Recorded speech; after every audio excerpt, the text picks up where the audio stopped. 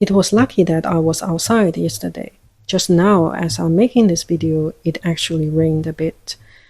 Yesterday, because I got up at 6 o'clock, but the art gallery I plan to go to will not open until 9:30. So I decided to have breakfast in Qibao Town, which is close to the art gallery.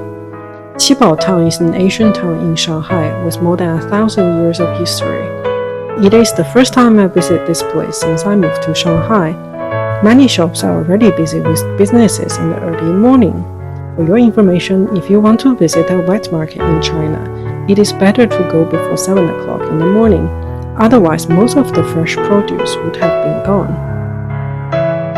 This scenery is typical outside central Shanghai, where a large number of places are still named after the waterways they used to have, but dissolved into the infrastructure boom led by urbanization.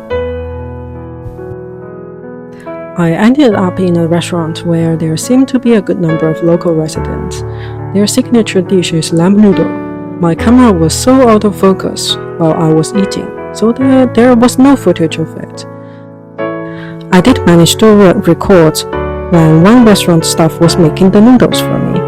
The store opposite sells braised pork. It was still early for the art exhibition, so I sat in the Starbucks for a while.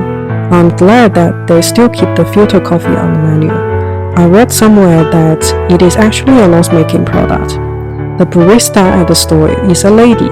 She greets customers with big smiles and her voice conveys energy. It is lovely to have that.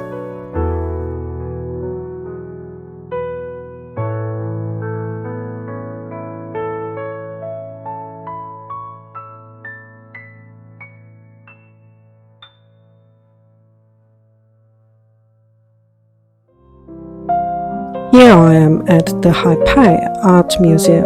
Haipai refers to Shanghai culture or Shanghai heritage, which often combines some influence from the Western culture. On the ground floor, there is a modern art exhibition displaying works from professors of leading art academies in China today.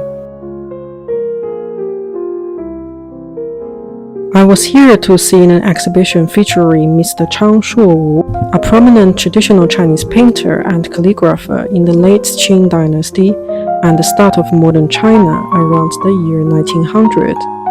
Many painters active in the period learned traditional Chinese painting when they were young. After they get exposed to the Western arts, they refined their approach. From an amateur angle, I could not see a lot of dynamics or interesting elements in Qing Dynasty traditional Chinese paintings.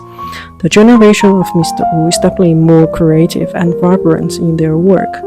The Changshuo Wu exhibition does not allow filming, but using smartphone is okay. Some of these footages are taken with my phone. There are also works from other artists. I particularly like Mr. Wu's bamboos. You could tell his student, another top artist, Mr. Pan, also stands out in the bamboo drawings. Just look at the brush strokes.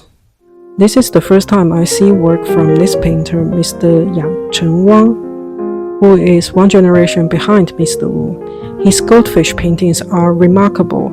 It is hard to capture the excellence through photos, so I got multiple shots on his work.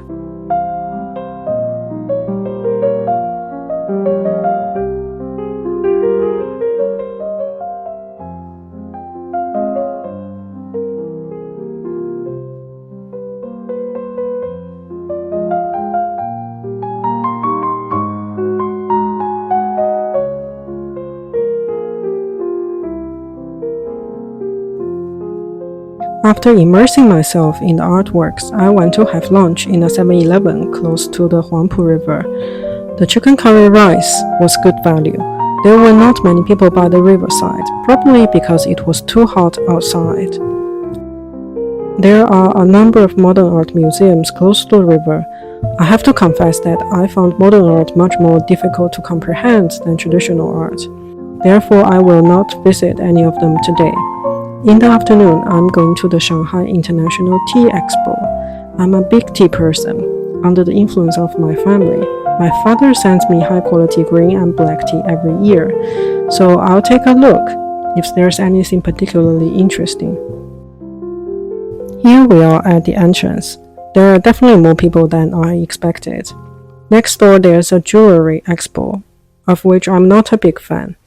There's an array of big and small brands in the exhibition hall.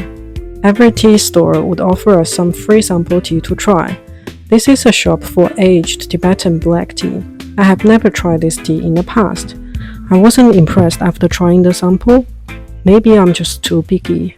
Oh, here is another type of tea I have never tried, called vine tea, which is made from vines rather than tea leaves. I bought some because it tastes like tea, but in fact quite different. It is high in tea polyphenol, which is good for health and immune system. On the other hand, it is low in caffeine and theophylline, which is an alkali that can excite your nerve system too much. There are so many varieties of products in the expo, not only tea, but tea sets as well, from porcelain to pottery to silver.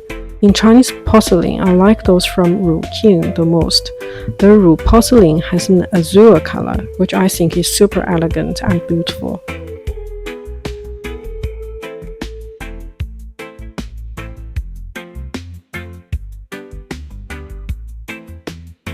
I also saw Original Porcelain Master's shop. The porcelain master was there in person as well.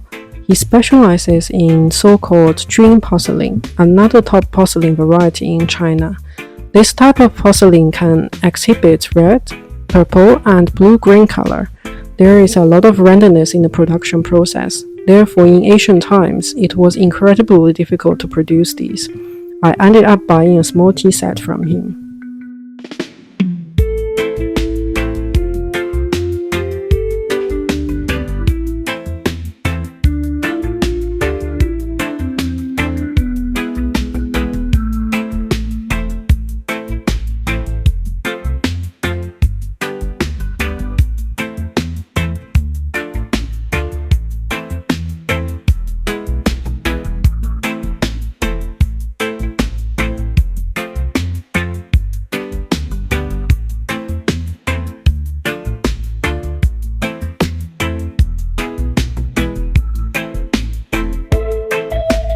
This is a store selling inkstone for Chinese calligraphy. The lady is engraving characters on the inkstone at the spot for customers.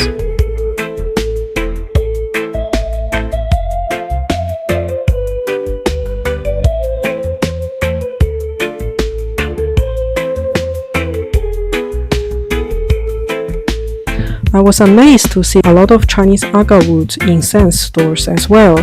The key ingredient of agarwood incense came from a type of resin. This fragrant resin is extremely rare because it takes hundreds of years to form. No wonder why it is so expensive.